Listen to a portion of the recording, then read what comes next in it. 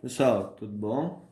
Olha, tô fazendo uma continuação do vídeo anterior, tá? Porque deu problema na gravação, então para eu não perder, eu vou fazer uma continuação da aula anterior. Bom, naquela aula, né, eu ia terminar falando sobre os conjuntos numéricos da matemática, que vocês vão precisar para poder classificar os resultados daquelas frações. Depois que vocês fizeram lá, calcular os resultados de cada fração que aquela tabela produziu, cada um daqueles números, eles são números de alguns conjuntos da matemática. Então a gente vai relembrar, tá, cada um deles, quais são os números que pertencem a esses conjuntos para que vocês possam determinar, olha, esse número é natural, esse número é inteiro, esse número é racional. É isso que a gente vai fazer, tá bom? E a atividade pede. O primeiro conjunto é o conjunto dos naturais, tá bom? E os naturais é o conjunto dos números inteiros, tá bom? Todos positivos. Então você tem aqui o 1, o 2, o 3, o 4, o 5 e se estende infinitamente, tá bom? Esses aqui são os naturais. O próximo conjunto numérico que nós temos é o conjunto Z, tá bom? Esse conjunto é o conjunto dos números inteiros, que já pega, além dos positivos, também os negativos e o zero. Então, nós temos aqui o zero, elemento neutro. Nós temos todos os números, dos naturais, 1, 2, 3, vai embora. Então, esse conjunto, ele está contido aqui dentro.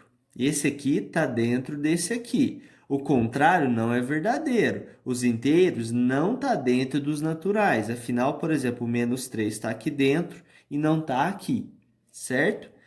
Então, percebam que nós temos os naturais, nós temos os negativos desses naturais, porque se eu tenho 1, eu tenho menos 1, se eu tenho 2, eu tenho menos 2, e assim por diante. E eu incluo zero. Isso aqui são os inteiros, tá bom? Depois vem o conjunto Q, que são os racionais, tá bom? Aí você me pergunta, Guilherme, quem está dentro desse conjunto? Vamos lá, galera. Aqui dentro estão os naturais.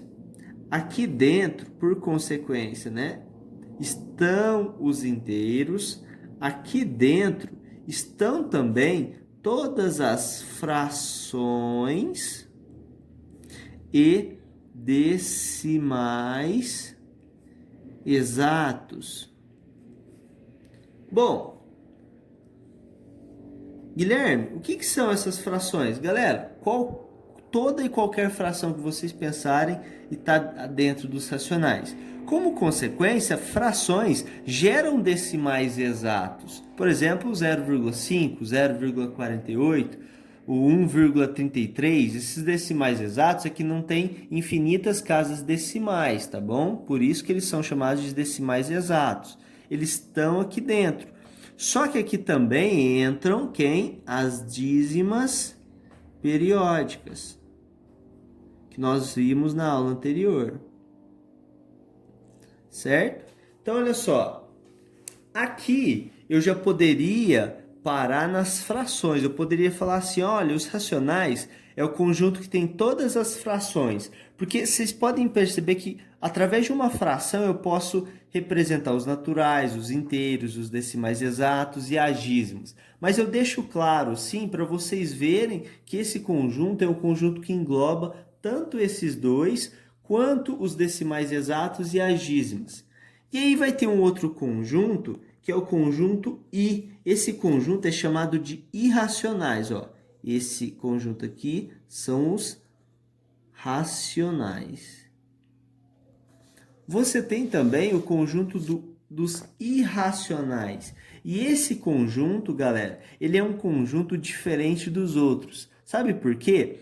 Todos esses números aqui que a gente já viu, eles não entram aqui dentro.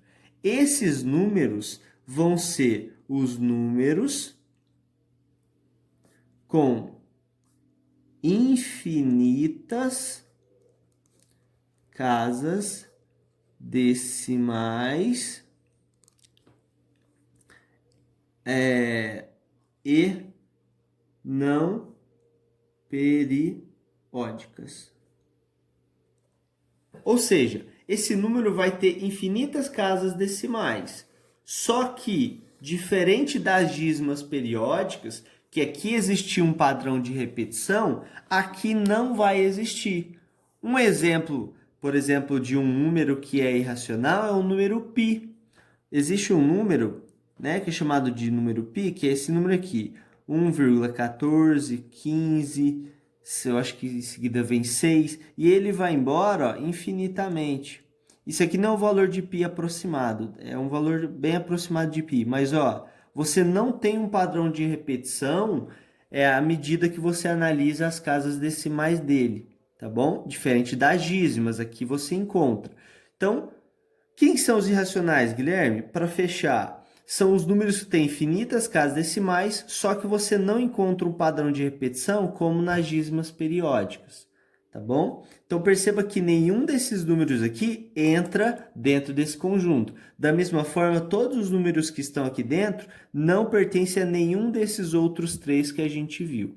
A partir dessas informações, vocês podem agora classificar lá nas perguntas da atividade se o número é natural, se o número é inteiro, se ele é racional ou se ele é irracional. Lembra que vocês vão classificar os resultados das divisões, tá bom? Então, vamos supor que você tem a fração 3/5.